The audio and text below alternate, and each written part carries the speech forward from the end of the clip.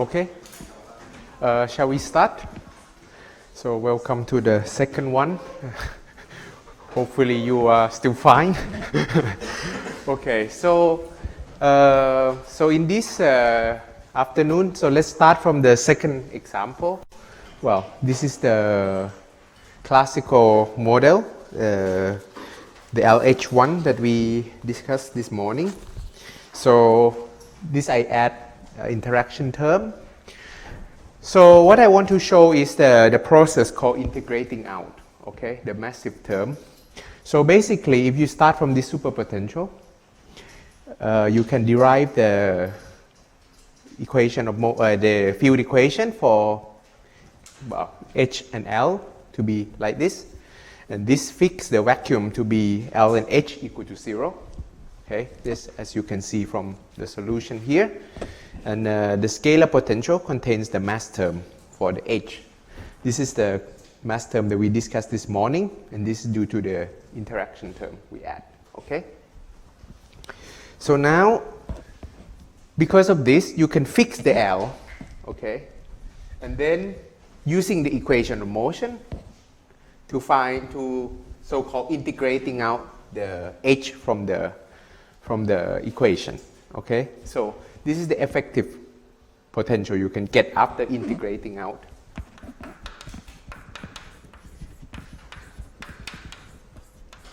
H. Okay, this process is called integrating out H. So you obtain effective superpotential which depend only on L only.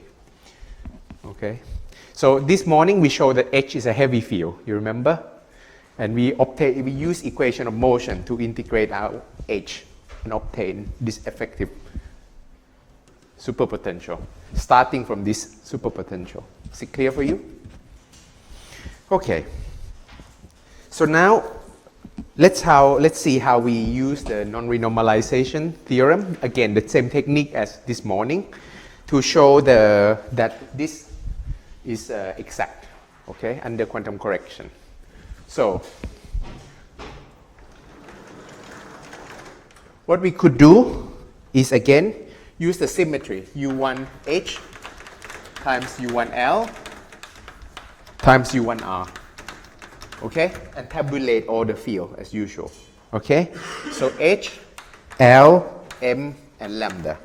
Again, remember that we promote M and lambda to be background field. So now we can assign charges to them, okay? And this is W, this is U1H, U1L, and then U1R, okay?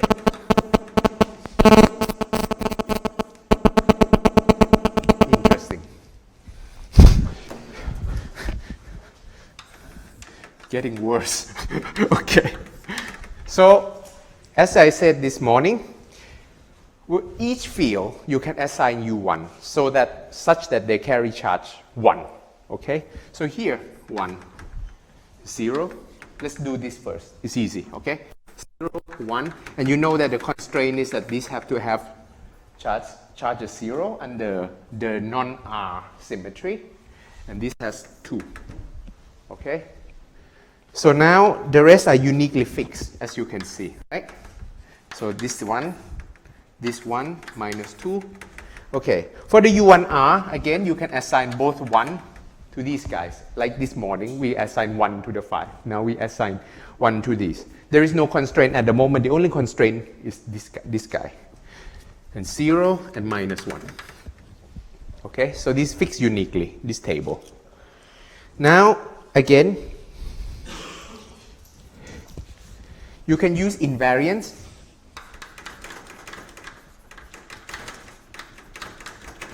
under U1H times U1R, U1L, sorry, and holomorphy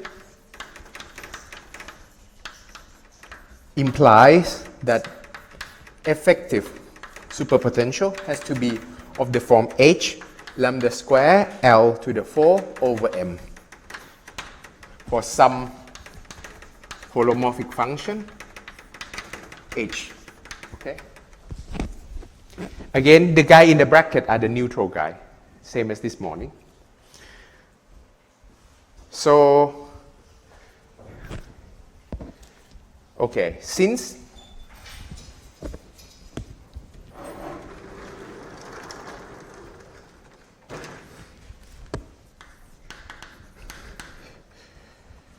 W effective has R charge 2 and mass dimension 3.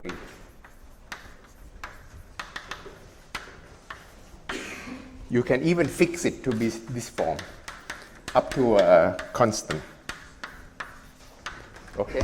So as usual, this is the same as integrating out procedure. So they justify the integrating out procedure also that we could do. Okay? Any question here? If not, okay, let's make again the same comment as before. No claim for scalar potential. Only superpotential. Okay? Secondly, supersymmetry is crucial here. Without supersymmetry, we can even generate something like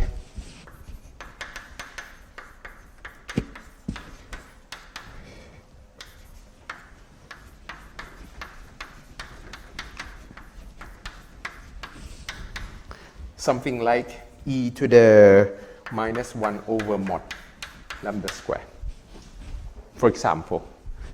Okay, this violates the holomorphy.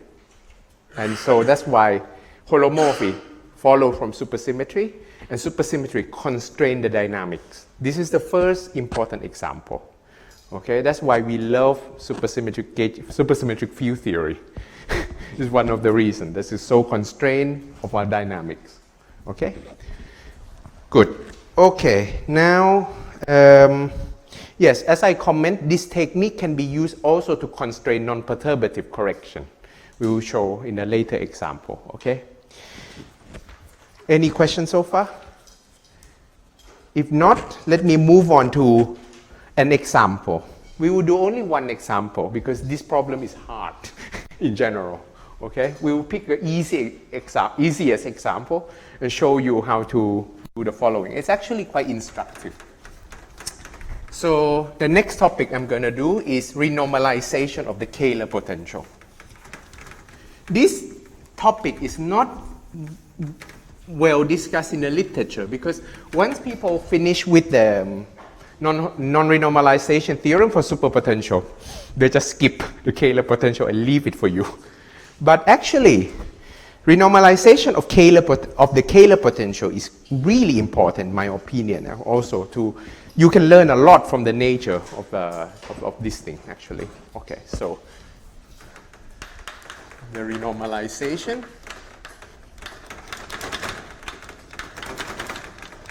of the scalar potential.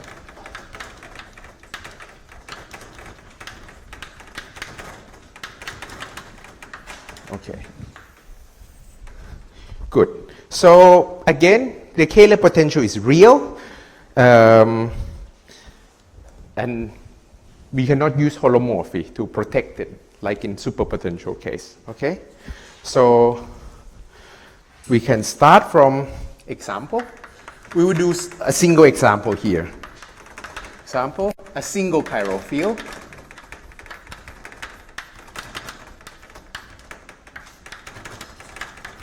Phi with the classical scalar potential that look like this.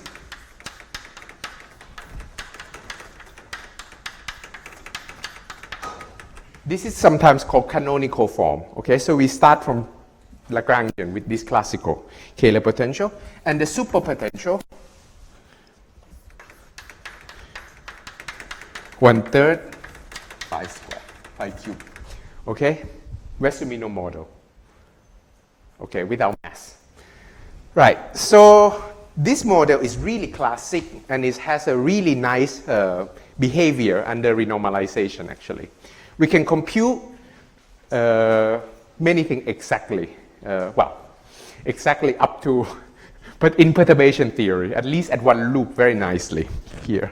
Okay, so The story goes like in your standard quantum field theory course, in fact. Okay? So now there is come a crucial point. Okay. So to start the motivation, I would like to ask you to consider the Fourier definition.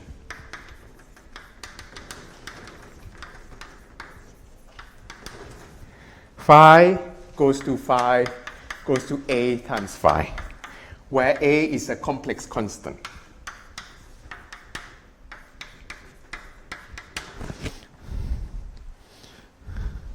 Okay? You agree with me that once you do this, okay, this is a crucial point. Y is holomorphic, but it's not what the holomorphic coupling. Y is not invariant under this Fourier definition.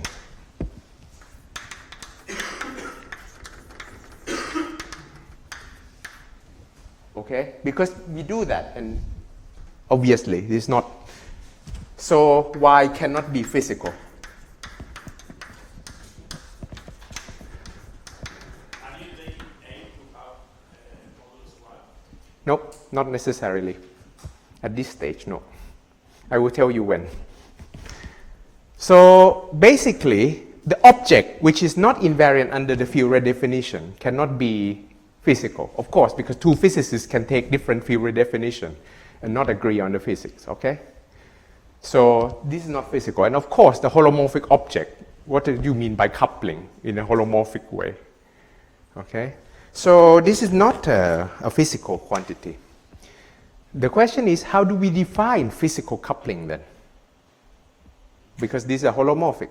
So you have to define certain object which is invariant under this Fourier definition. Then it becomes a candidate of a physical quantity. Okay? So this is the idea. So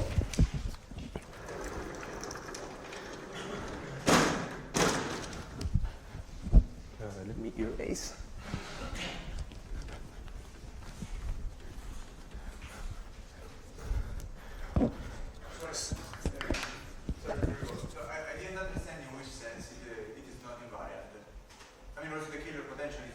Wait a second, you see. Okay. Yeah. To define, then ask me this question again, if I finish this blackboard, okay? To define a physical coupling,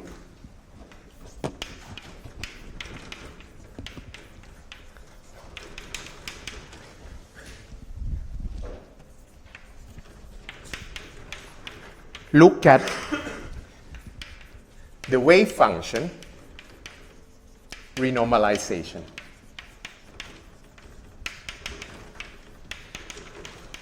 Of phi. Meaning that I do the following redefinition.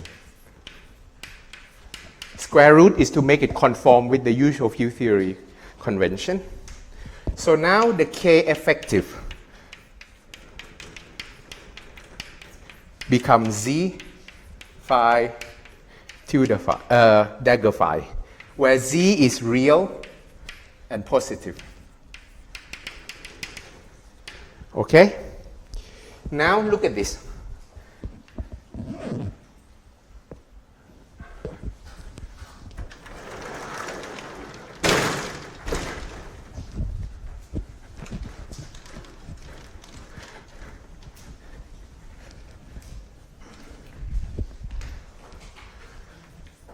By rescaling, phi goes to A phi.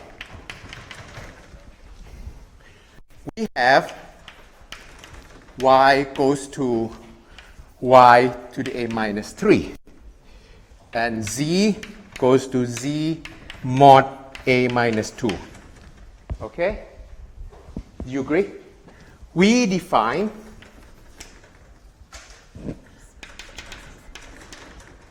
y physical. P stands for physical. Okay? To be yp dagger, yp equal to y dagger, z to the minus 3y equal to mod y squared z to the minus 3. Do you agree with me now that yp now is invariant under Fourier definition and hence physical? Okay.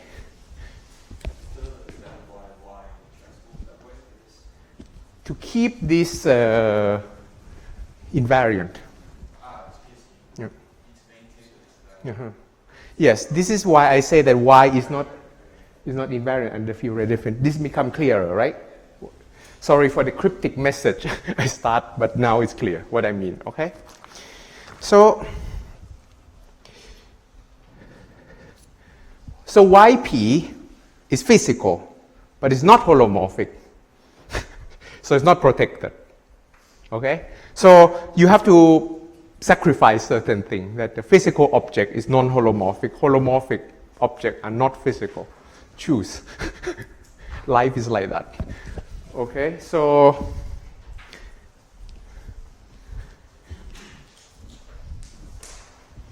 yp is physical, but not holomorphic. Okay, this is a crucial part, and now you see what's quantum correction come from. It's come from wave function renormalization, right? Because y is holomorphic, the only quantity can enter here is this guy. So if you manage to compute this guy, you get quantum correction for this. Okay? And indeed, this is why scalar potential get renormalized. It's renormalized in the way that you renormalize kinetic term in the scalar field theory, in quantum field theory, is due to the wave function renormalization. Okay?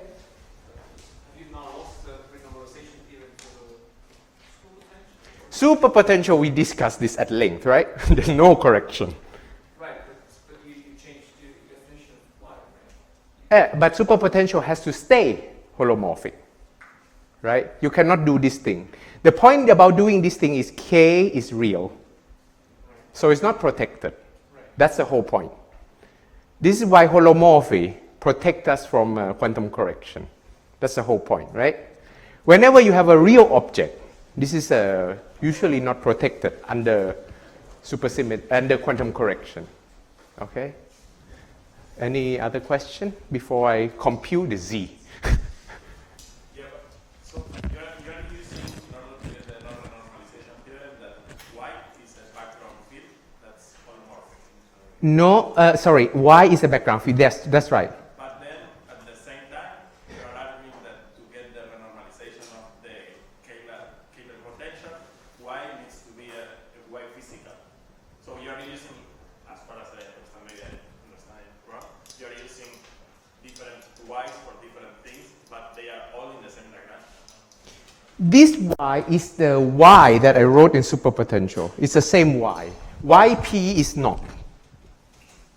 That's why I'm saying that you have a physical quantity which is not holomorphic, but you also have holomorphic quantity which is not physical.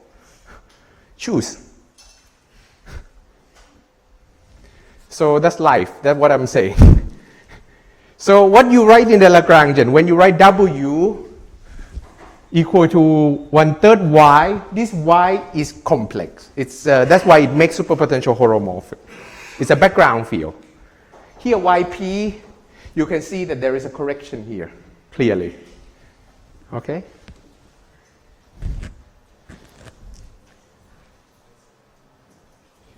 And the crucial point is that the wave function renormalization leads to the renormalization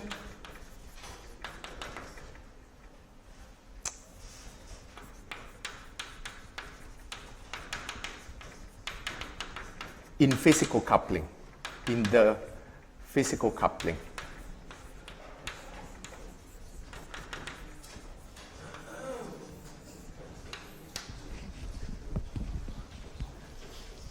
Okay, I hope it's clear. So now let me proceed further. Is there other question I can explain at this stage? If not, let's wait a little bit. We'll see the whole thing, and then at the end, maybe you can ask me the overall question also, okay? You're welcome to ask question, of course, but let me proceed and you probably get better and better understanding. Sorry, just why holomorphy implies you have the quantum corrections? Explain why holomorphy implies you have the quantum corrections. Say again, I don't hear. Why, you said it's not holomorphic, it's going to get quantum corrections. Oh, holomorphic quantity, you mean? Doesn't get quantum correction. Why? It's in the superpotential, and I just showed that superpotential doesn't get quantum correction. Quantum correction comes from this Z, which is real and positive. Okay? So, let's proceed. I'm sure you guys know this from Peskin and Schroeder.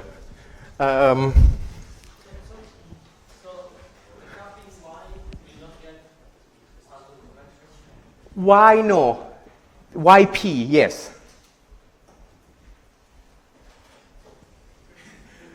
But why this morning we don't ask if the coupling in the superpotential was physical or not? Now you, I'm defining physical coupling for you now. The point is that, yeah, so this is the whole point. When you write down effective field theory in supersymmetry, it's different from effective field theory without supersymmetry, because there's some constraint on this thing that superpotential is highly constrained. It's not you can add arbitrary thing. And you can see that it prevents the term like e to the minus 1 over mod lambda square. For example, in effective field theory for non-supersymmetry, you're welcome to add anything, right?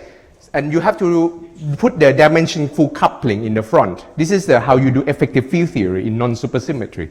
Supersymmetry is very different. This is I'm trying to emphasize this feature for you, okay? Can you define coupling such that it is neither physical nor holomorphic? Yeah. This is physical, but non-holomorphic. But can one define some crazy field redefinition such that it is none of them? Usually not. Yeah, but you can. No. I'm not. Usually, even this is, by the way, guys, this is only non-gauge theory. This is very basic theory, single chiral field with this superpotential is as simple as possible. So any model which contains this will have this feature.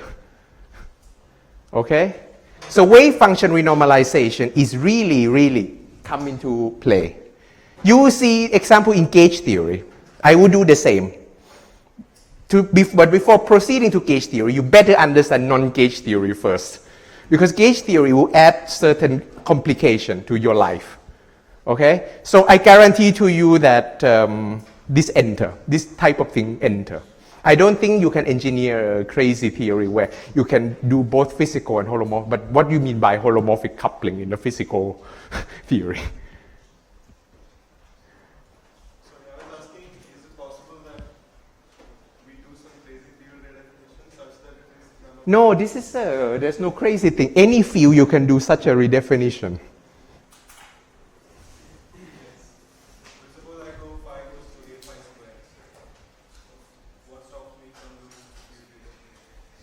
Yeah, check it. I mean, it has to be invariant. But this field redefinition is not new, by the way, right? It's how you introduce wave function renormalization in the kinetic term. It's starting. Yeah. So I'm doing something very standard. The additional point I just want to emphasize to you is that what is different between this lecture and Peskin and Schroeder is that Peskin and Schroeder doesn't have superpotential, and I have. I do the same thing. Okay. Okay, now again on this point. So, why doesn't get renormalized, but phi does, right? So, W gets renormalized. I mean, if I look at that equation, what is the mistake that I'm doing?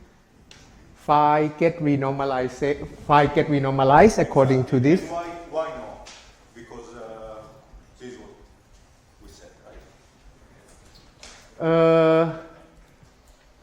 okay, so you asked me if, okay, good. You change in such a way that the contributes come. But that's the whole point why y is not physical. You cannot define y, that's what I wrote earlier, right? That y is not subject to this, y doesn't subject to it's not invariant under Fourier definition.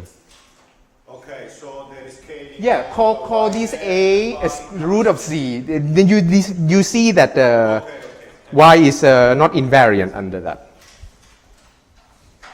Really dumb question. So, we saw that the y is not invariant, so it's not physical. So we want to define physical. So we define that square as the dagger times the not dagger, and you say I want that to transform in the right way. So the next equality is something that you put by hand, or where does it come from? The y dagger set to the minus 3y. Or Y. that's just the definition of the y physical dagger. This is a definition where it's invariant under Fourier definition. You agree? Yeah, but that's what I answered. That's the definition that you put for y. YP. Y physical. Yes, it's my definition. Yes, it's my definition. It's meaningful quantity. Yeah. So, like this physical y is not invariant under renormalization, but it's invariant. It's invariant under it has a beta function. So it's not invariant under renormalization, like physical. I don't understand. If it has beta function, it is it flows. Is it non-vanishing or y physical? YP flows. When you do renormalization group flow, YP change. Y doesn't. But yp is invariant under the scaling of phi to alpha phi. Or not? Okay. When you call a physical quantity, two physicists do two different Fourier definitions. They have to get the same answer. Do you agree with me?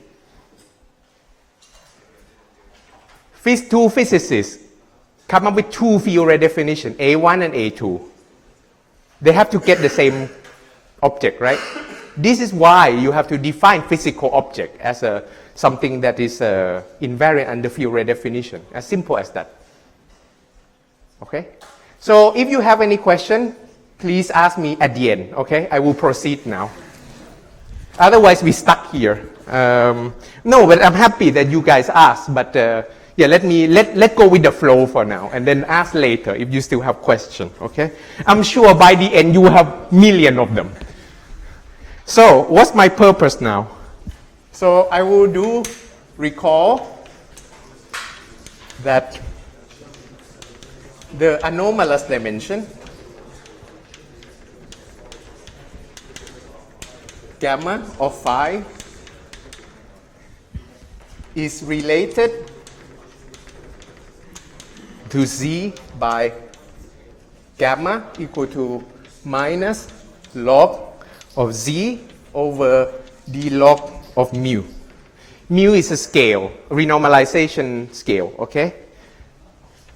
Or some people prefer to write it like that. Okay? So the quantum dimension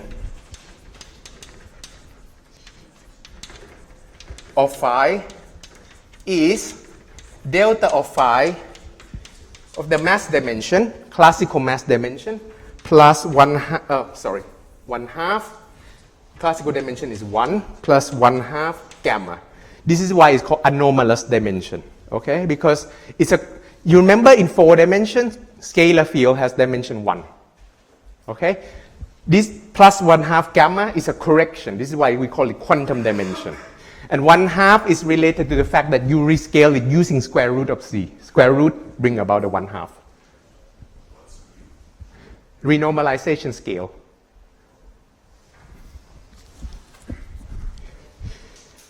Okay. So now, as a standard field theory, if I say that it's a coupling, you want to see how it runs, right? So what do you compute? Beta function. So let's compute beta function. Are you okay with this blackboard? Physical, holomorphic. Holomorphic, non-holomorphic, physical. Okay, I'll erase it. I'm glad it raised such a excitement. Never seen this before, actually. Okay, good. So, the behavior of the physical coupling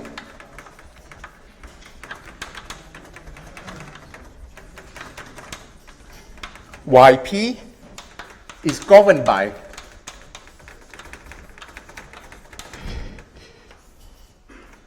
beta mod Yp square equal to, you remember the definition of beta function?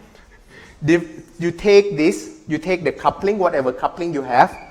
So in this case, it's Yp square with derivative with respect to log of renormalization scale mu. Okay, this to remind you.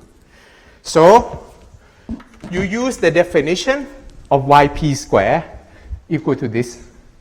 So you write it as minus 3 y dagger y z to the minus 4 dz by d log mu. Okay? This you agree? It's just derivative. Now rewrite it as 3 minus yp square d log mu, d log z by d log mu equal to 3 mod yp square gamma. Agree with this? So what I'm doing is that I relate beta function to the non-anomalous dimension, to the anomalous dimension of the field. Okay?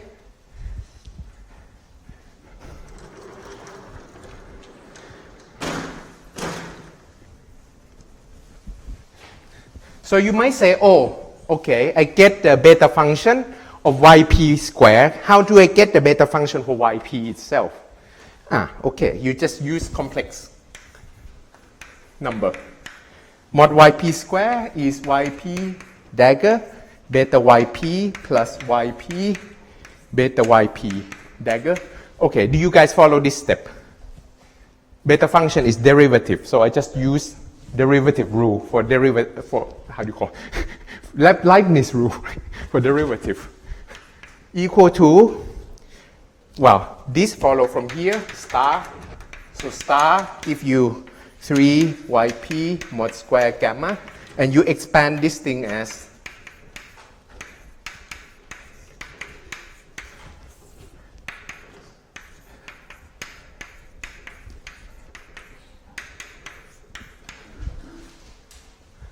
and then you conclude by equate this to this, that by byp equal to 3/2 yp gamma.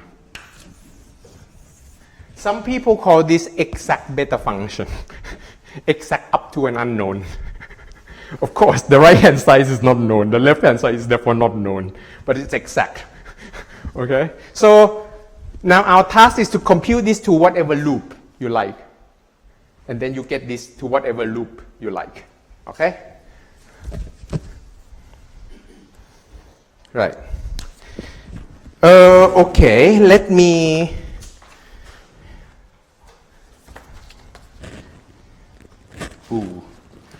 this is going to be tough.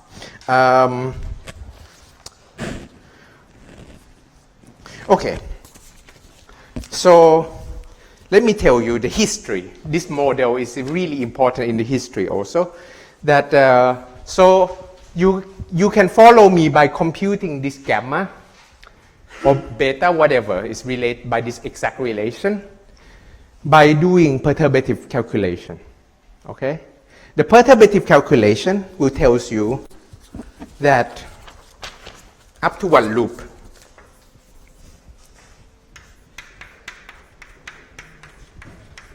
at one loop in yp, you have beta of yp become 27 over 8 pi square yp cube. Okay?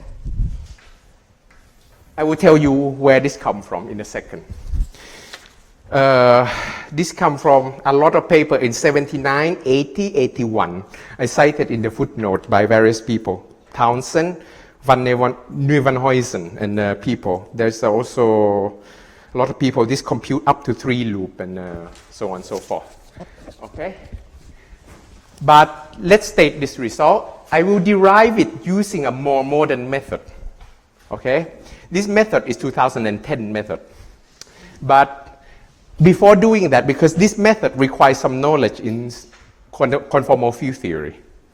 But before doing that, let's state this result. Okay? And I hope you believe me for now. And let's discuss the physics. Okay? So this is greater than 0. So what do we have?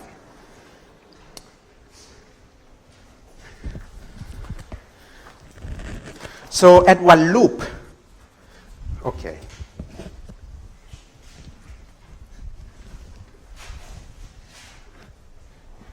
So I will derive this result soon, but let me state the result and tell you the physical consequence. It's also nice just to do this thing. I believe none of you want to do perturbation theory on the blackboard, right? But okay, suppose we don't do that. Let's discuss this. At classical level, Y is dimensionless. Why? Because dimension of the superpotential is 3 and dimension of phi is 1. You agree? So because of the term 1/3 y phi cube, y is dimensionless. You agree with this?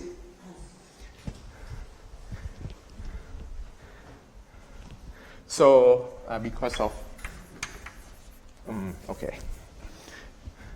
So at the classical level, so classically,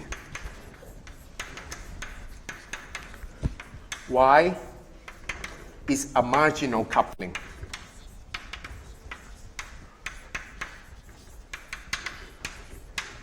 You agree when the dimension of a coupling is dimensionless, you cannot add a scale into it, attach a scale into it. This is why it's a classical marginal coupling.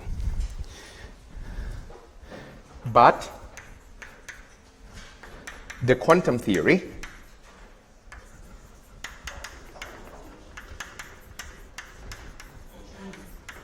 when beta function is positive, what does it mean?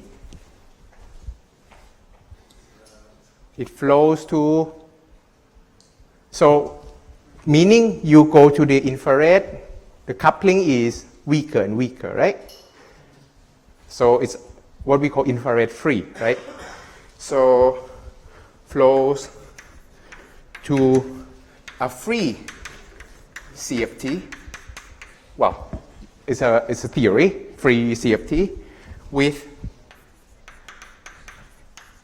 YP equal to 0. You know, in this situation, how do you call YP? It's irrelevant, right? Yeah. So hence, YP is said to be marginally irrelevant.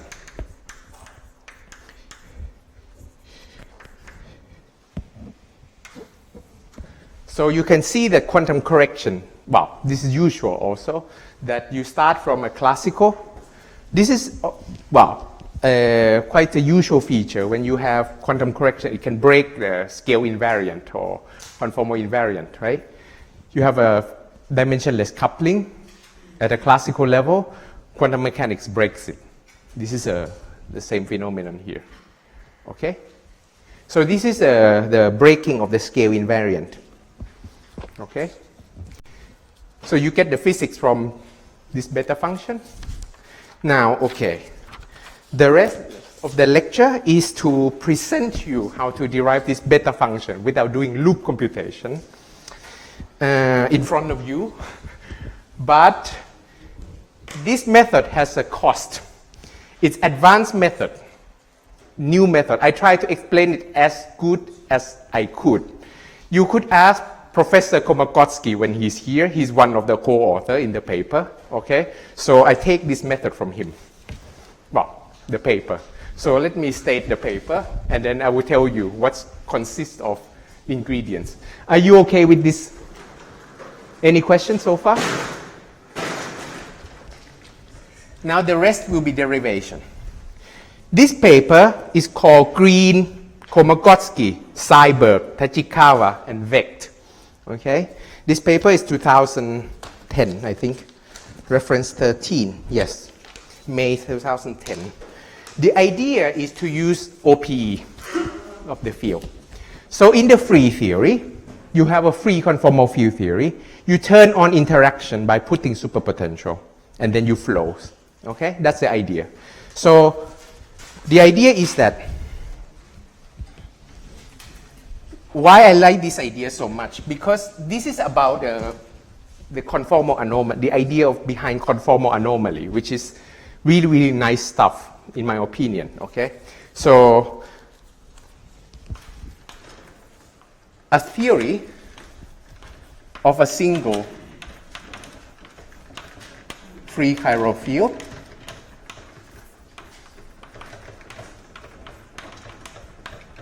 phi has a global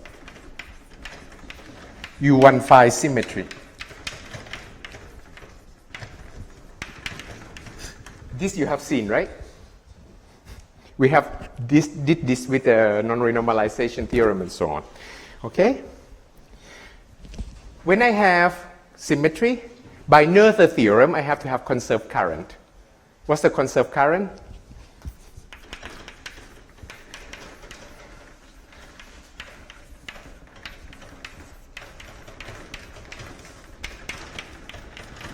It turned out to be this guy,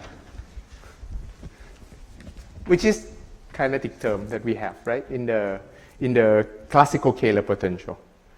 This is the term in classical Kähler potential. Okay. This is important point. If we deform the theory by W equal to 1/3 Y phi cubed, of course, when you put this interaction, immediately U1 phi is broken. Right?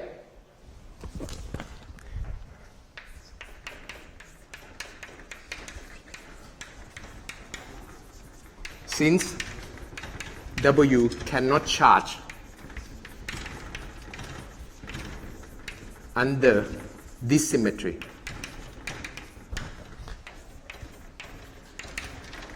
so the interaction term that we have break the U1 phi symmetry, basically. And this will cause the theory to have renormalization flow. Now you're saying that Y does not have a charge on the U1 phi. Because if Y has charge on this 3, then W would be charges and it would be fine, right? So you have to say that, before we were giving charges to the couplings to make things invariant. Okay. Why doesn't Y have a charge now? Under U1 phi. Y has charge minus 3 and we're fine. Y has charge minus 3. Because phi cube has charge 3 under U1 phi. Say again, sorry. The kinetic term is obviously invariant because it has Yeah. charge Okay. minus 1 and phi. Yes. And then you write down the superpotential. Right. Phi cube has charge 3. Okay. You want W to be chargeless for this to be invariant, right? Okay. So why can't I just give Y a charge minus 3? Y has charge minus 3. If I give it, it would be invariant. Superpotential. Okay. Yes. Exactly. So good. If you do that, then this holomorphic cup. Okay. Exactly. So, right. So what happened was that if you assign this, so U1 phi is broken, you said that I can give me 1 second, you understand this point. Ask again if you, within the next bullet point, I'll write down, okay?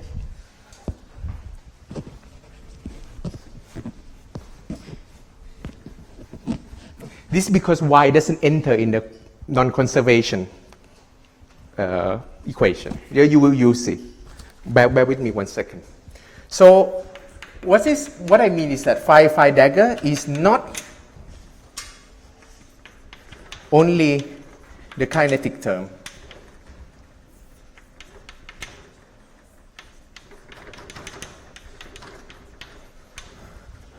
but also the superfield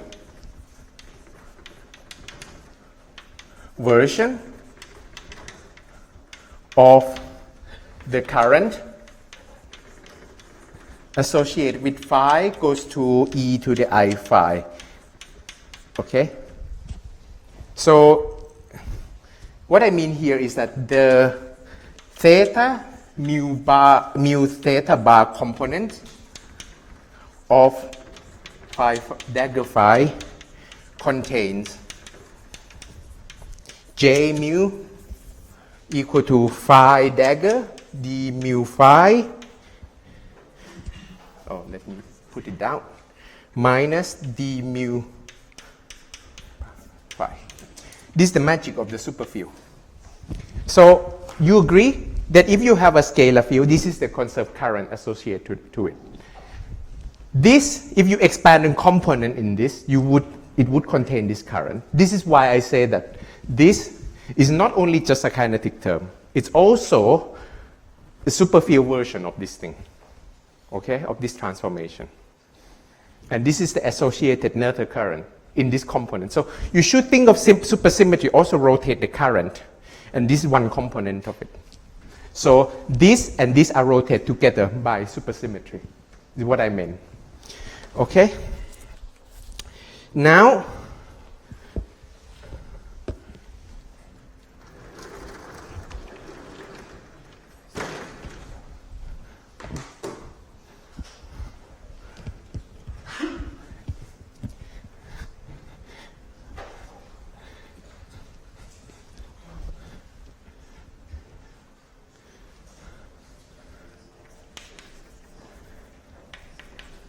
the term phi cube in the superpotential breaks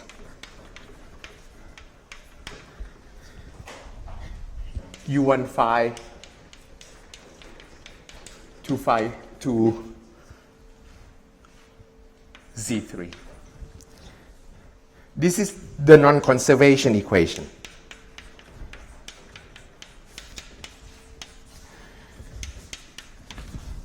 With Q equal to 3.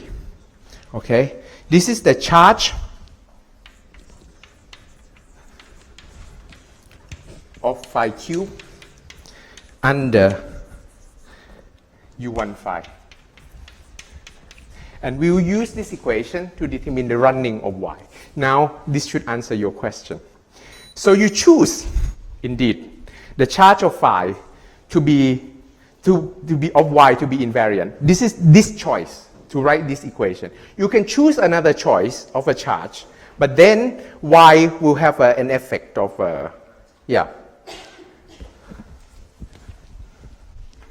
So this non-conservation equation caused the renormalization group flow.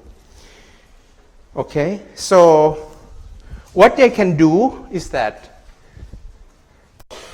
I think I will leave part of it as an exercise. You can, of course, discuss with me, or we do it in the next lecture or whatever. But this is non-conservation equation. So for those of you who are not familiar with superfield, think of this as a current. Take this as a derivative. Derivative of the current is non-zero. Therefore, it's not conservation of the current. Okay? So if you're confused about superfield, this is how you read it. You read the component that you know. Okay? This is the trick. And I guarantee this trick works also when you read papers. When you see very complicated superfield equation, do the component that you're familiar and look at this as a normal field theory. And think of this as supersymmetry rotate you around, okay? To the other components. This is the trick. So don't get scared. So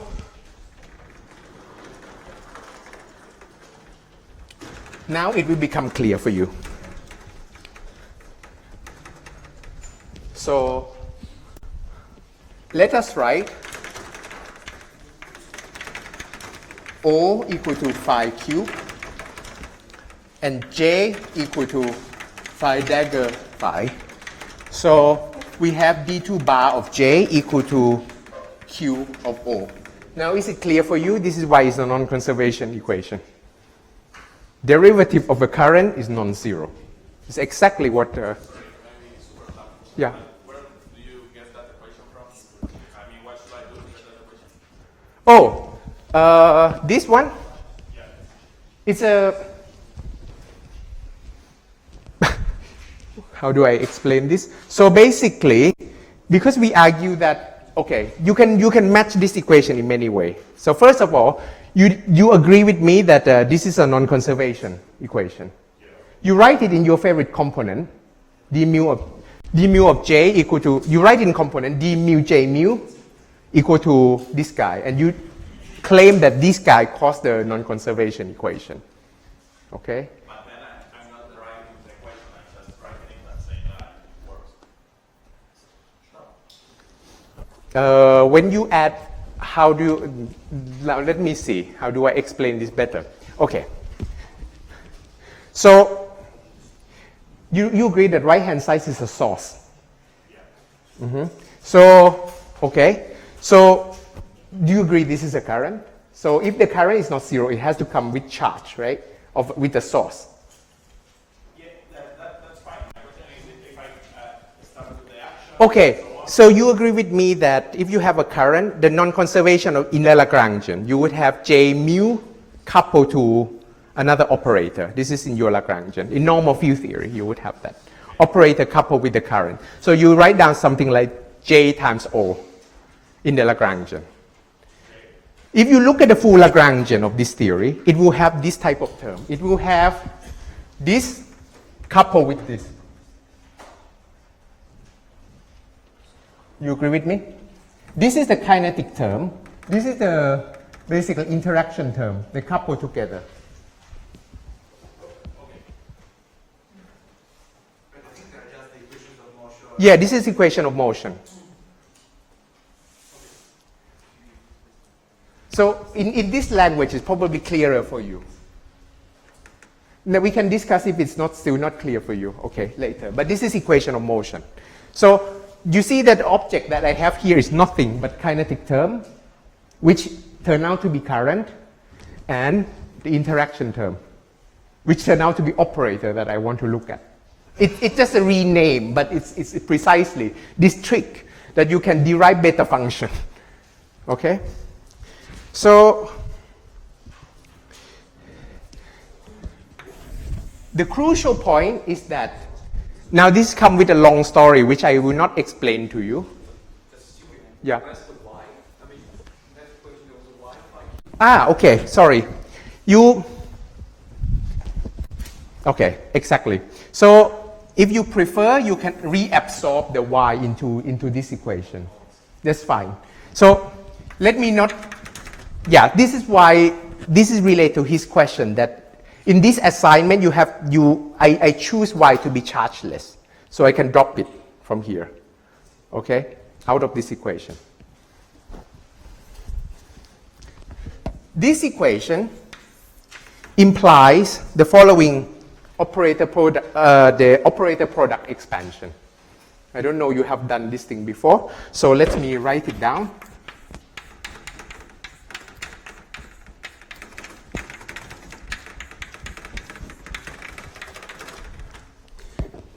Then this is the other normalization.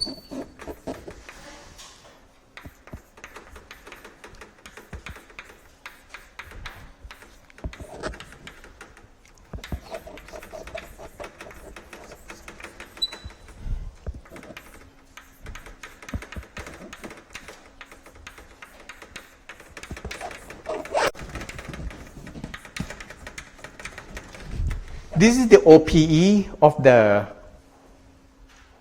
so-called operator product expansion of the 2O. Okay? Sorry, let me put dagger. Yeah. So this is the operator product expansion for these guys.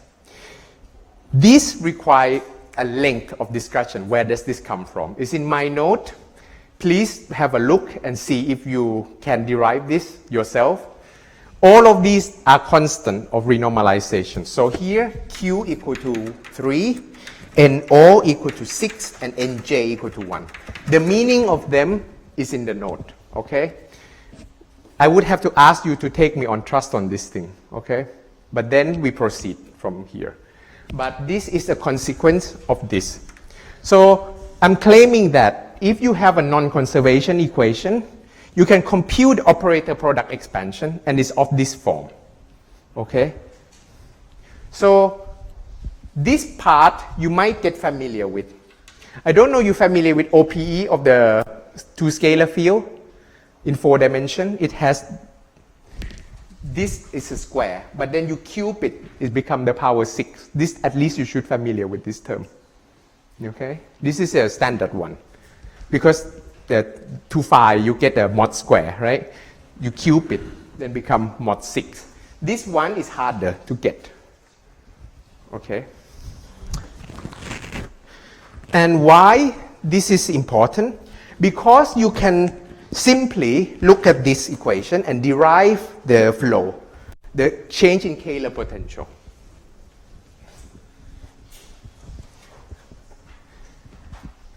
This OPE, by the way, is a large part of that paper.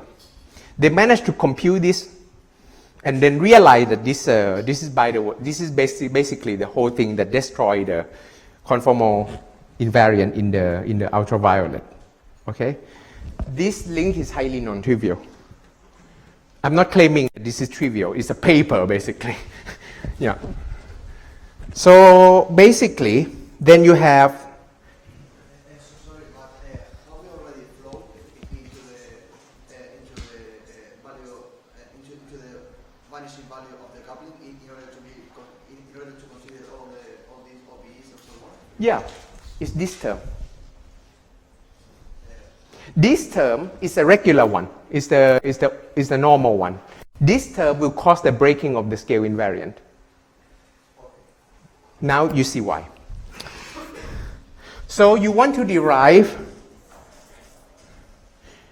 the OPE implies the following thing.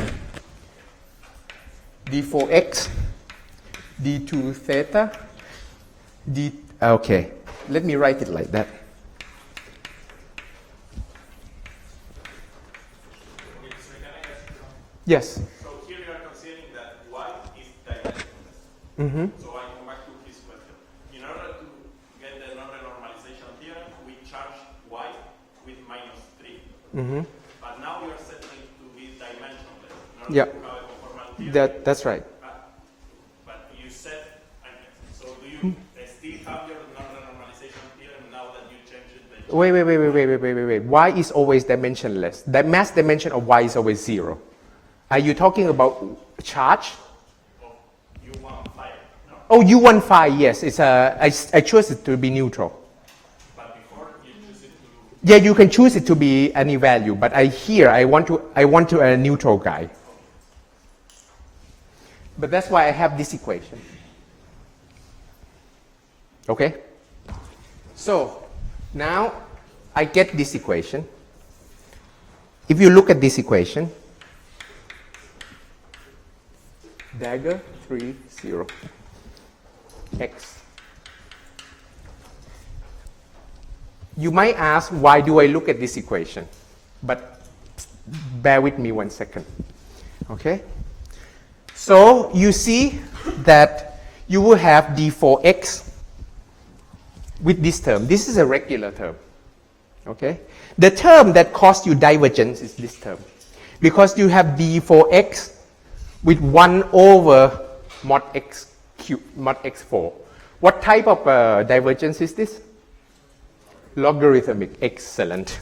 So indeed, you get a logarithmic divergence just from this OPE, plugging into this. So you have d2 theta bar. This you write it as d4 theta.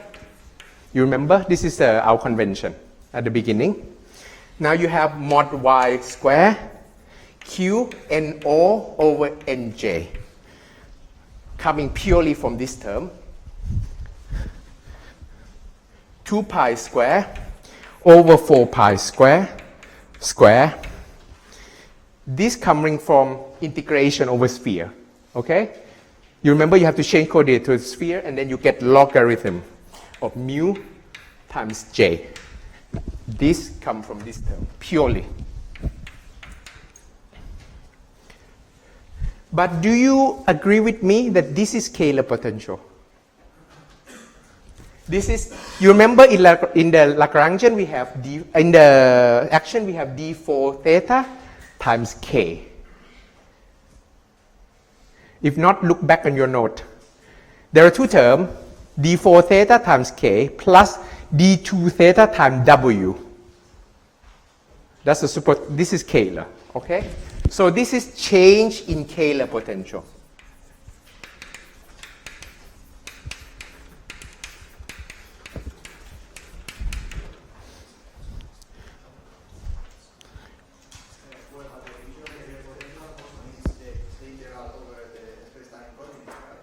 Yes, it's when you change the space-time coordinate with this, you have to do with a sphere. You remember? This get this factor. This is why 2 pi square enter here. Okay? As we lower the energy scale,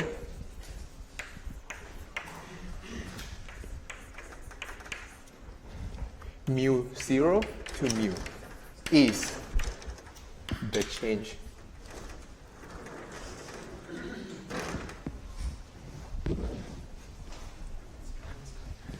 The important part is that you get d4 theta square. So this will become delta k equal to mod y square qno over nj 2 pi square mod 4 pi square log of mu 0 over mu times j.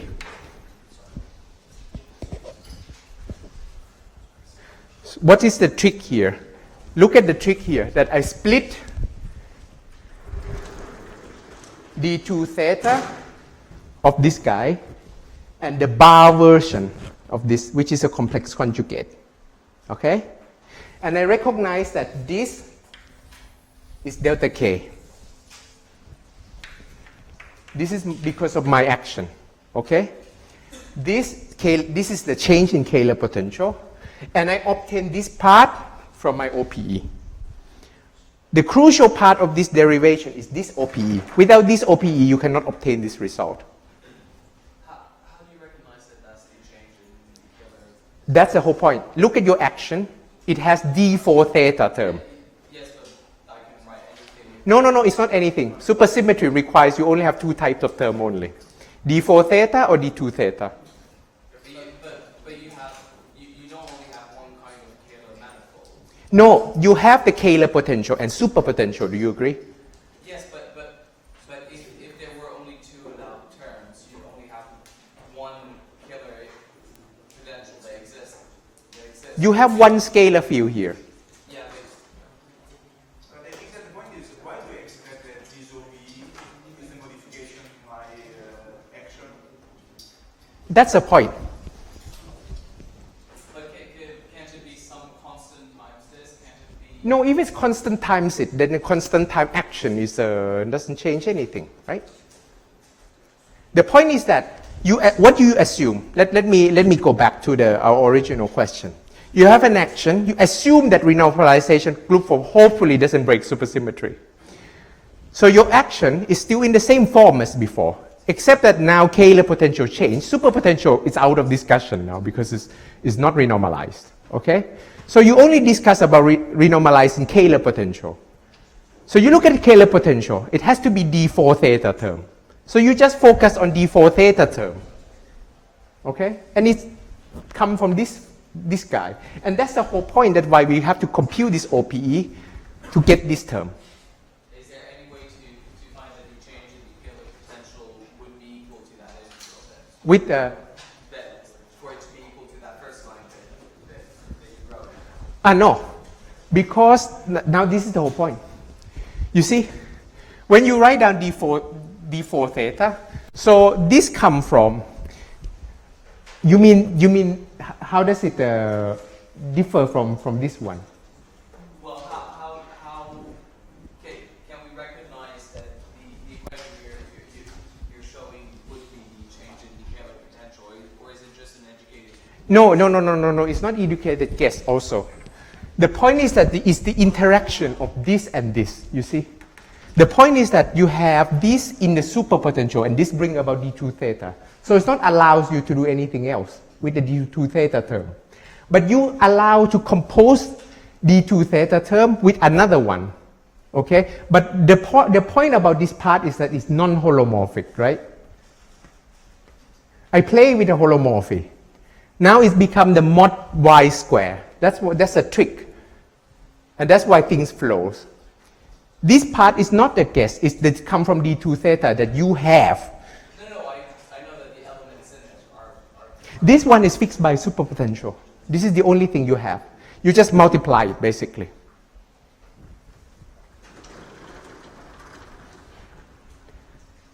And now I see your point. You worry that there is some other term that can enter with d4 theta. Unfortunately, this is protected.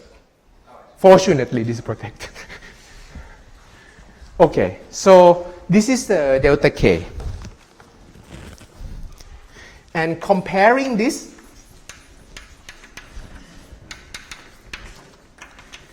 to the renormalized kinetic term, we have d4 theta, z, phi dagger, goes like d4 theta, 1 plus delta z. But this is j, right?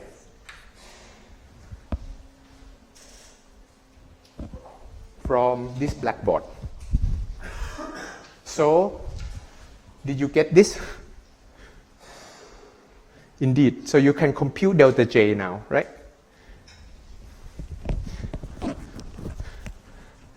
I'm sorry, this is complicated, I understand, but I hope it will give you some idea what's a crucial ingredient that enter the physics here. I will summarize it, don't worry. I'll try my best to do. This is not easy, I agree with you. But this is a nice derivation. I think the whole point of presenting this is a really nice physics behind it. Okay, so you have delta z at the scale mu minus delta z at the scale mu 0 equal to q n0 over nj 2 pi square over 4 pi square log of mu mod y square. This is to the leading order, okay? So gamma is equal to minus delta z over the log of mu. Then I get 1 over 8 pi square gamma n z, this factor again. Now if you plug the value of q, no, and nj, you get 9 over 4 pi square mod y square, which is positive. Okay? And by the definition of p equal to y square z minus 3, this is to the leading order in perturbation theory, okay? This you get 1 minus 3 delta z mod y square. This is approximately mod y square. This is to the leading order.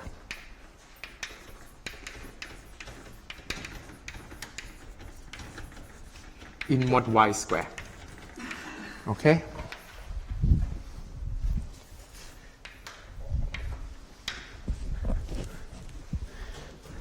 And so substituting in the exact beta function equation,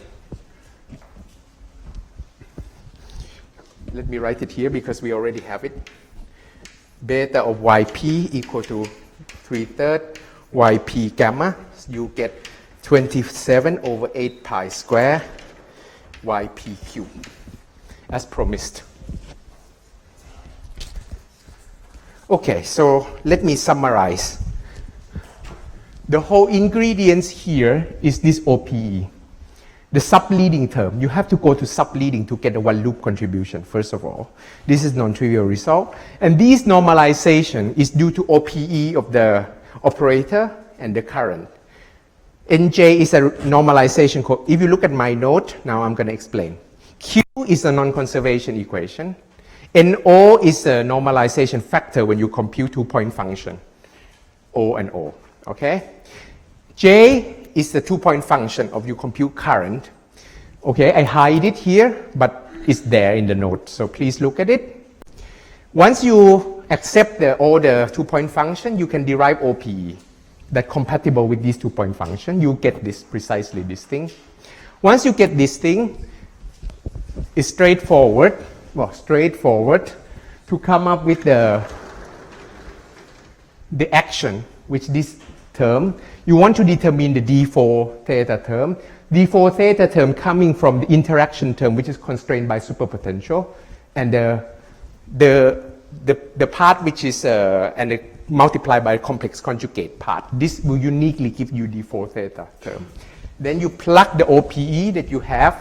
The subleading term gives you the log divergence. Okay? This explains why it's logarithmically running also. Okay?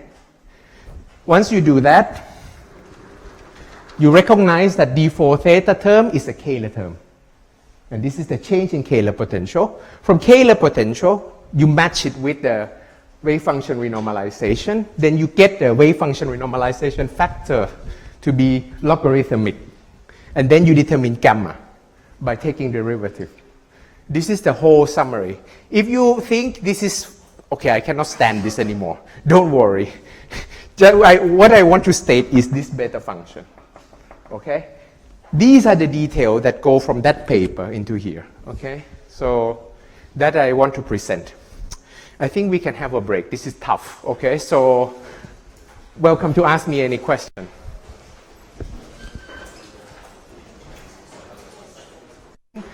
Thank you very much for question. Now I understand something better what you after. Okay?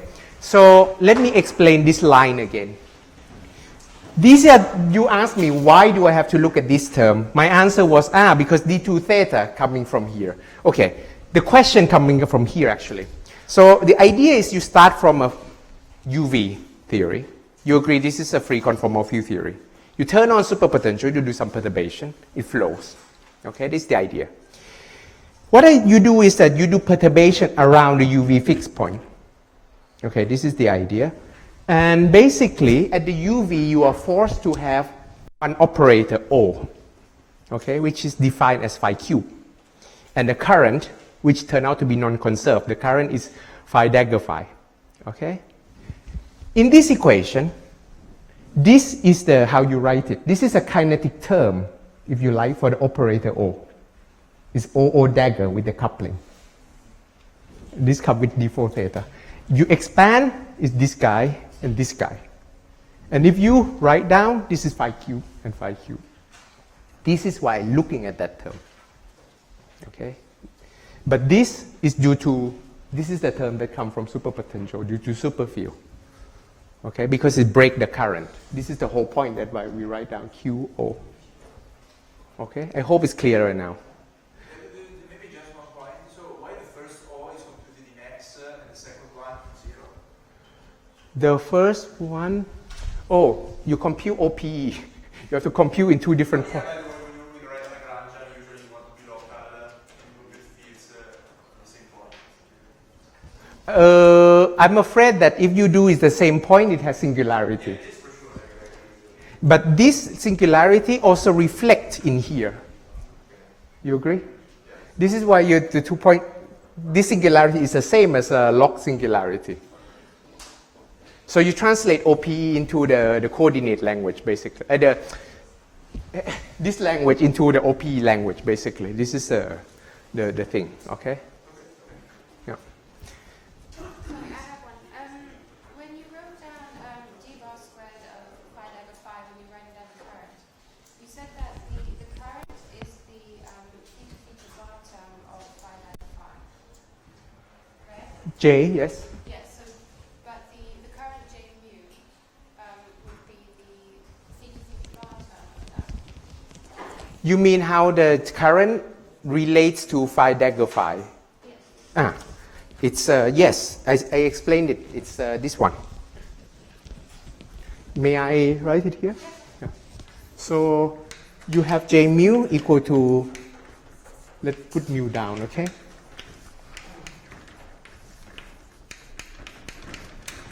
You agree this is your current? I'm saying that it's this component.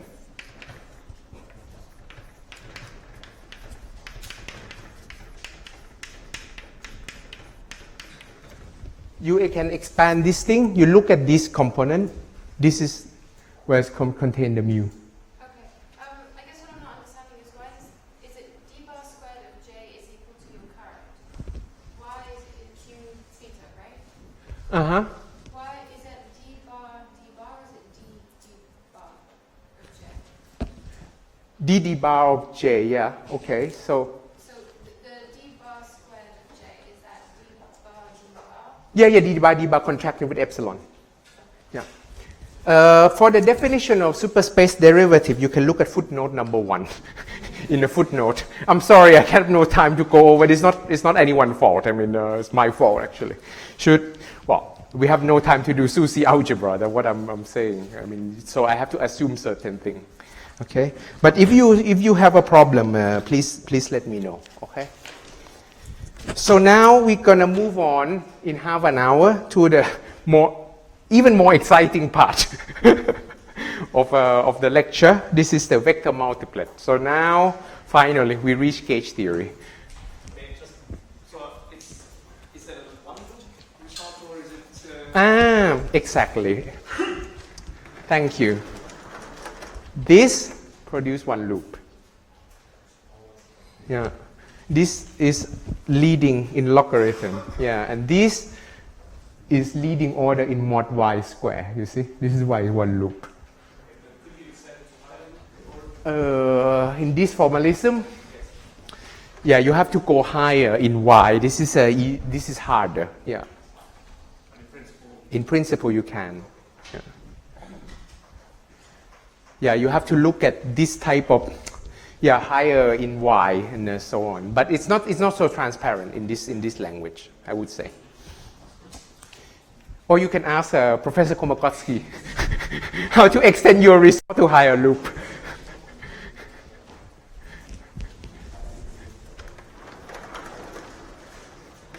No, I think it's a cute derivation. That was and this OPE doesn't involve loop computation by any means. You don't have to touch the subtleties of renormalization at all. Okay. Of the graph or this kind of thing. Okay. Now, let's move on to the next topic, vector multiplets. Oh, in fact, we will revisit this paper later also. This paper has a many important results. Also a result about conformal manifold, which I will discuss later also. Okay? Right.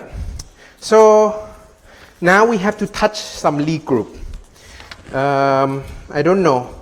Usually this is a known result, but let me fix some convention, okay? The Lie algebra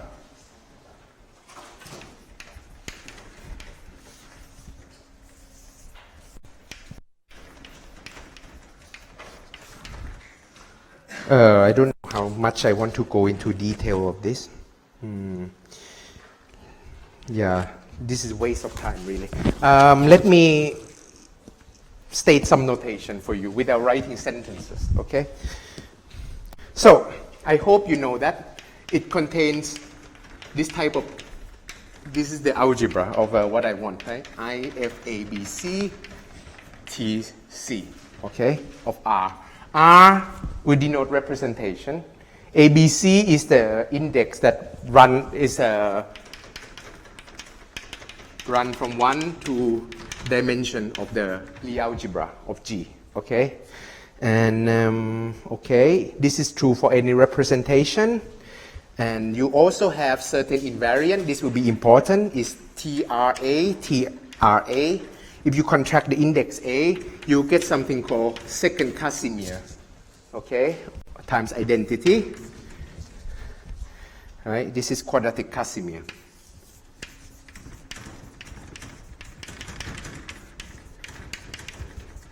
If you're not familiar with this, please go back to Peskin and Schroeder. These things will be so important for us in computing anomalies and so on, okay? So, yeah. Now, even more important one that we use is this one.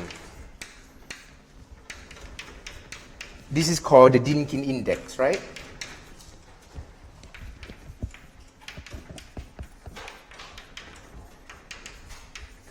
Of a representation R, okay? Let me state the convention because people can use different convention for these guys. But I will use the same one as Peskin and Schroeder. So my normalization in anomaly will be agree with Peskin and Schroeder, okay? So T fundamental, okay, for G equal to SUN. Well, which is the main group that we are considering, okay? T of fundamental equal to T of anti-fundamental. This will be normalized to 1/2, okay? Some people do it to 1, but I'm doing with 1/2, like in Peskin and Schroeder. T of adjoint is N, okay? C2 of fundamental is equal to C2 of anti-fundamental.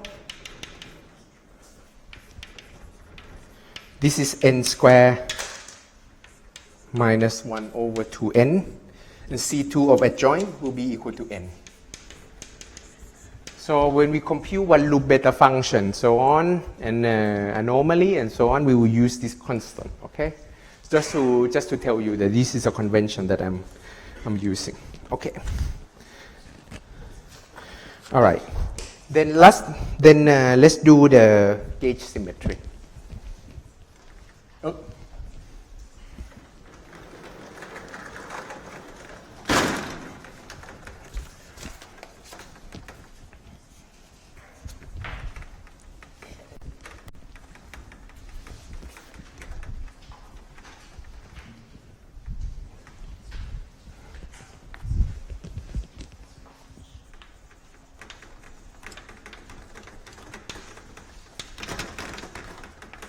Okay. So let's do first non-supersymmetric theory.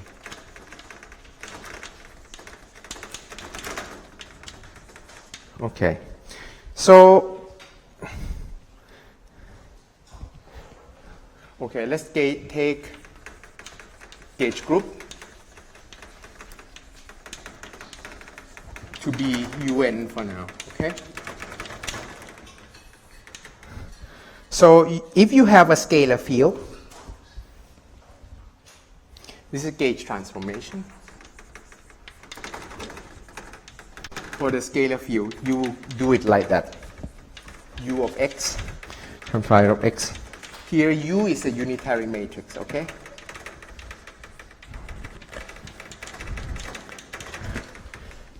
The point about this is that if you form the kinetic term of this type, okay, this is not invariant.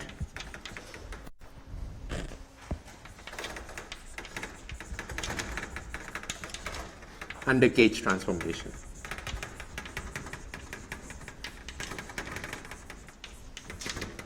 This you know very well. So what you do is you define a big D.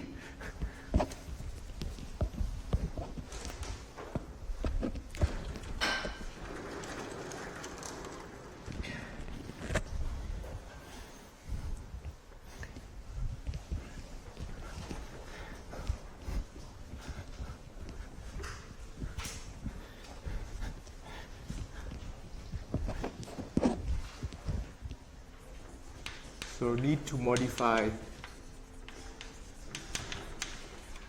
the kinetic term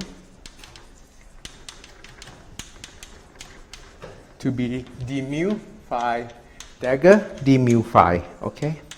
well, let's do this for now. So d mu is d mu phi minus a mu of phi, okay?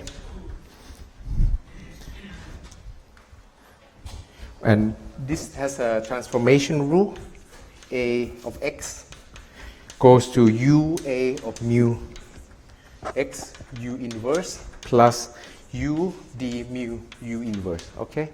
So this is the kinetic term you would write to make things gauge invariant, to invariant under gauge transformation.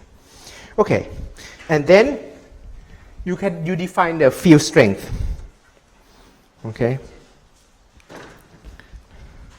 the gauge kinetic term for A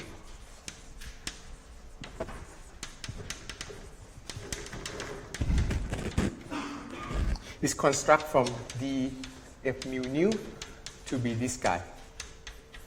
Okay, this is enough review for the non-supersymmetric. I think all of you familiar with this. Why do I have to do all of this? Because I will tell you how to modify all of this when we have supersymmetry. Okay? So now with supersymmetry, things are a bit different.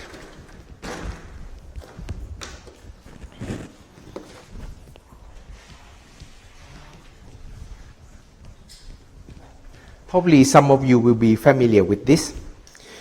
Okay, so now you have in supersymmetry,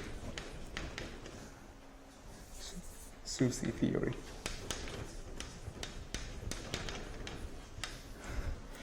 Okay, so suppose that you have chiral multiplet. Now space-time y and theta, you can do the transformation of this type. This is the invertible n by n matrix. Okay? Now you take u of x to be e to the minus I lambda, and this is the chiral field. Okay? Meaning that d bar of alpha dot of lambda is equal to 0. Okay? This is the transformation in a supersymmetry. Okay. The point about SUSY is that these are chiral field.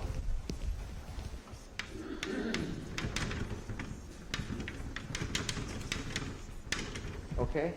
So if you define, you remember this morning, phi is derivative bar, d bar of alpha dot of phi is 0. But dagger doesn't satisfy the same chirality condition. It satisfies d alpha of phi dagger equal to 0.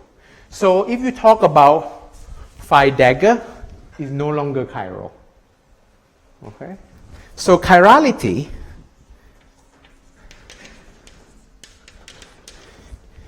implies that we cannot impose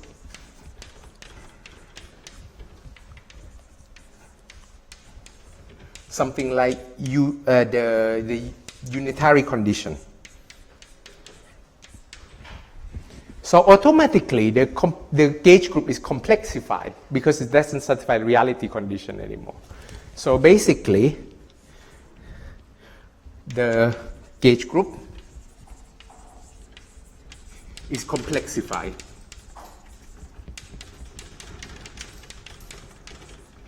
to GL NC.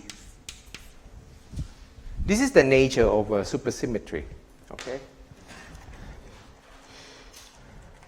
Now, also,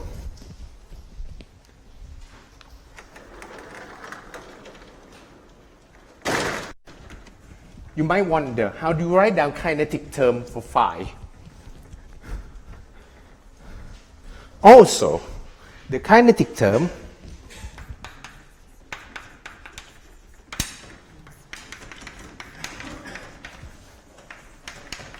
phi dagger is not gauge invariant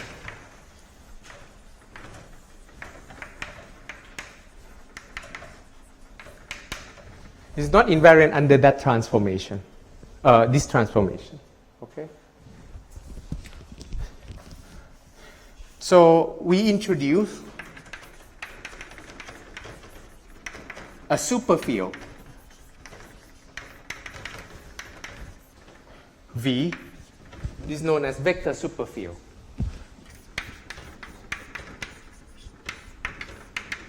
Okay, such that V equal to V tilde with the rule, with the transformation rule, saying that e to the V equal to e to the minus I dagger, I lambda dagger, e to the V, e to the I lambda. So this is the transformation rule for e to the V. And then we define kinetic term, and then the kinetic term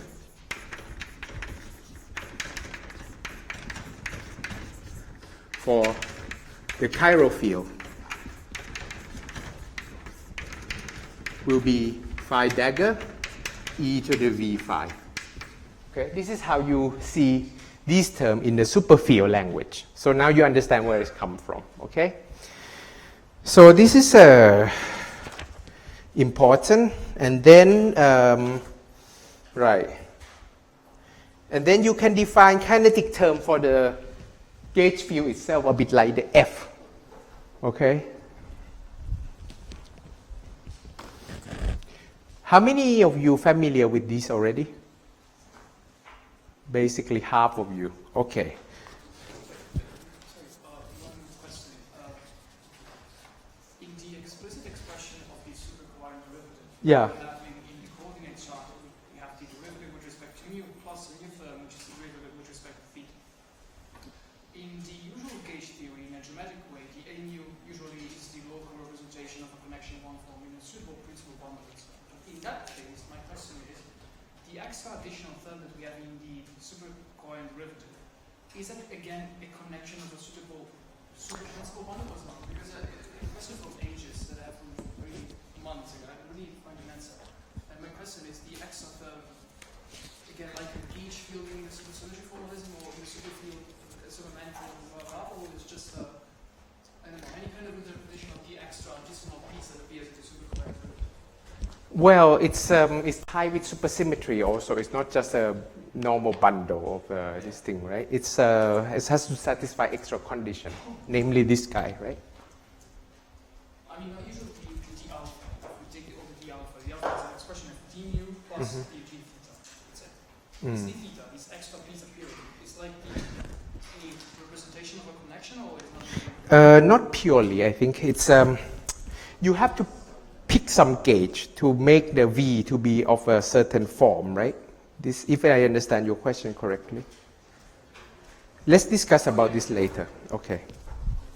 So V can be chosen to be in particular form.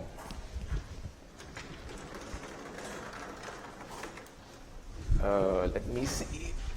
Okay.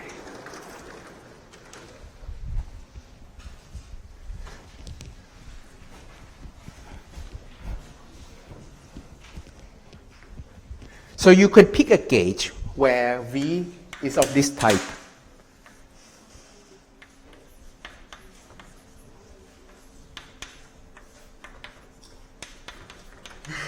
There's a freedom for you to do this thing.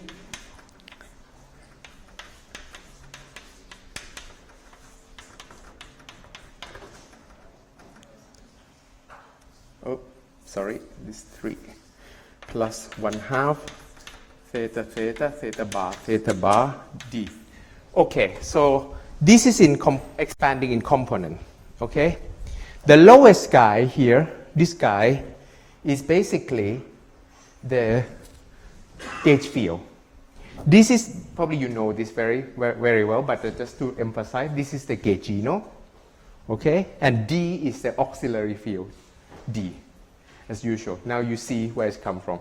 In this form, this is called the Wess-Zumino gauge. You can always write it like that. Choose to write it in this form. Okay? So otherwise, there are a lot of extra terms you can write down, but this is the thing you can pick. Okay? And kinetic term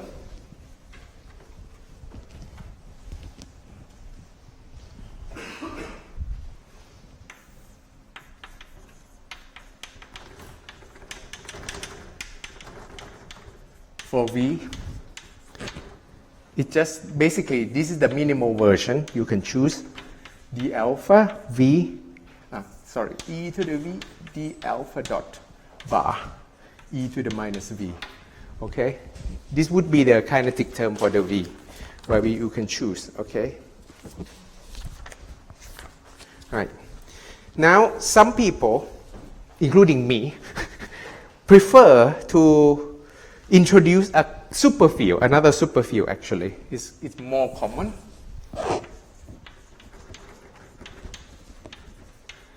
To introduce a superfield, a chiral superfield known as the Gaugino superfield. Okay, this is a chiral field, a chiral superfield known as the Gaugino superfield, such that dw alpha is equal to d bar alpha dot sigma alpha alpha dot. Okay, so this is more common. You will see that in the literature, when you write gauge kinetic term in supersymmetry, they don't write it in terms of sigma, they write it in terms of W with the index alpha. Okay? So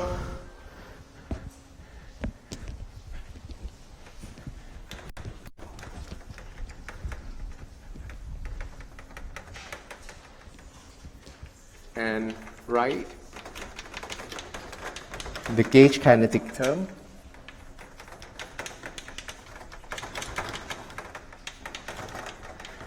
as proportional to d to theta I trace of W alpha plus complex conjugate. Okay? And this is the type of thing. So when you see this thing, you know that this is gauge kinetic term.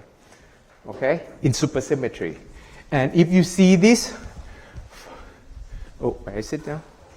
The phi dagger e to the v phi, this is kinetic term for the scale, for the chiral multiplet. So please remember these things. I will use this a lot. This is kinetic term for the gauge field, if you want, for the vector multiplet. And this is kinetic term with the coupling to the gauge field for the chiral multiplet. Okay? This is the only main point of this to introduce notation, to fix it so that everyone is on the same page. Okay? So now when you go to the literature to read n equal to 1 formalism, you will see these type of terms and you know what I mean. Okay? Good. There is a subtlety also about Fourier-Illoupoulos parameter, which I'm not touching here. You can read it in the note. Okay? I won't go into the detail. In 5 minutes. Perfect. Okay. Lagrangian for the vector multiplet. Okay. Right. So basically, you can ask, what happens if I expand W in component? It's this one.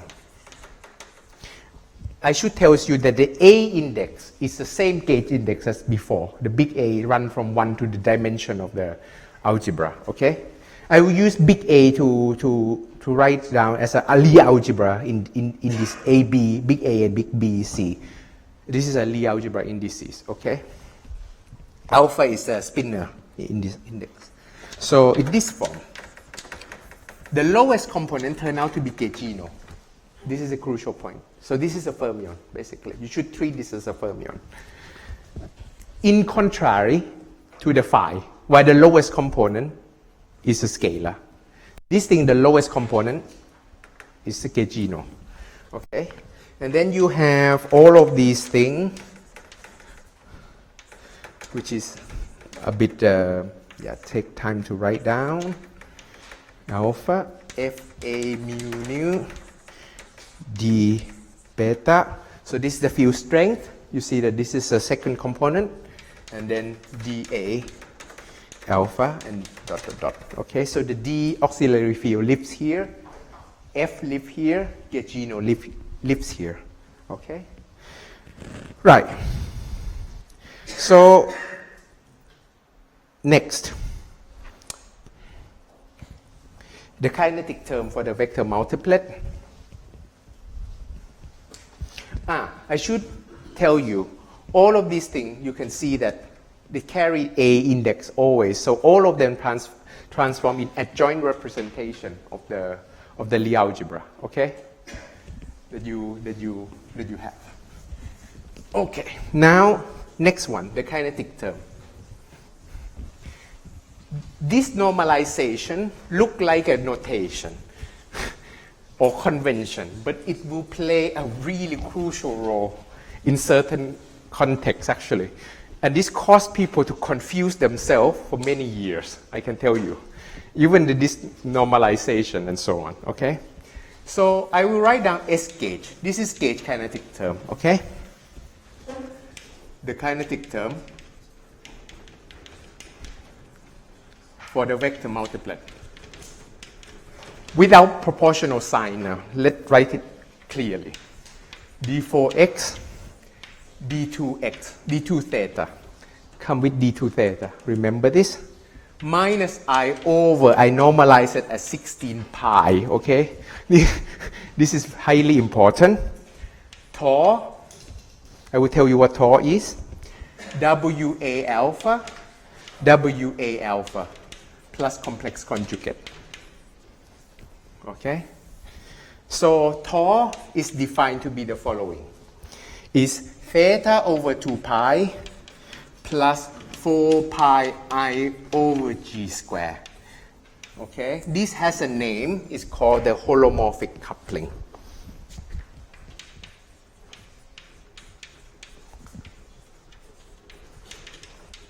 Gauge coupling.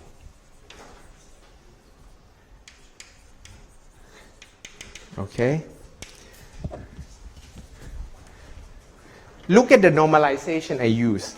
I put tau in here. Okay? With I and 16 pi in here. Okay? This is crucial. This is called canonical normalization. Other people normalize it different way, but other normalization will lead you to different result if you compute something like beta function. So use this convention. Okay?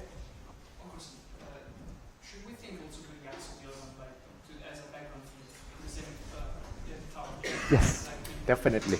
You should think of it as a background field. Okay.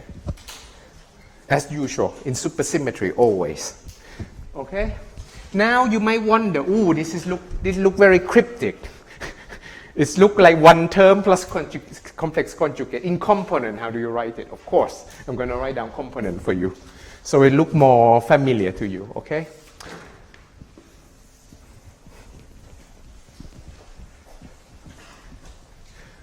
And I also tells you, in the literature of n equal to 2 supersymmetric gauge theory, there can be different normalization of this thing. Some people define it to be half or double.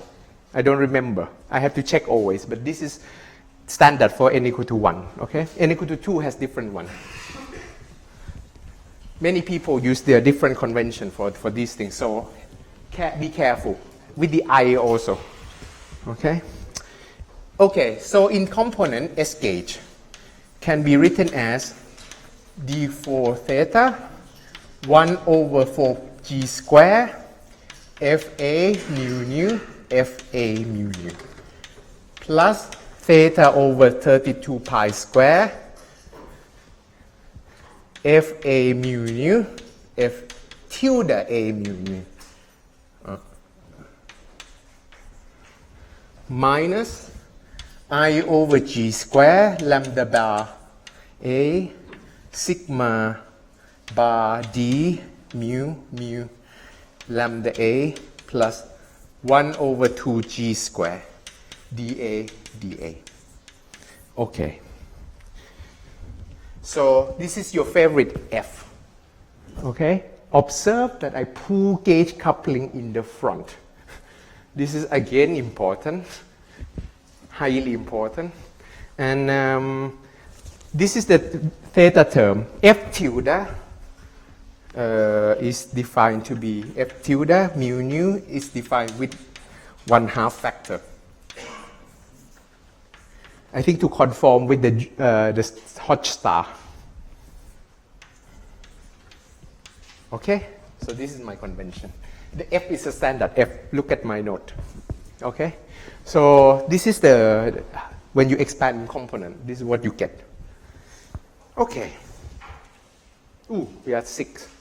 So we have to stop, right? We should. Okay, perfect. So let me leave it like this. So let me tell you briefly what I'm going to do in the next lecture. So in the next lecture, we're going to show that this holomorphic coupling receives only one loop correction in perturbation theory. Of course, there can be a heavy non-perturbative correction which we cannot deal with, but at one loop, this is one loop exact in perturbation theory. This is another non renormalization theorem to one loop for the holomorphic gauge coupling. And yes, and once you do that, we talk about gaugino condensation and all of these things. Okay? Okay, thank you.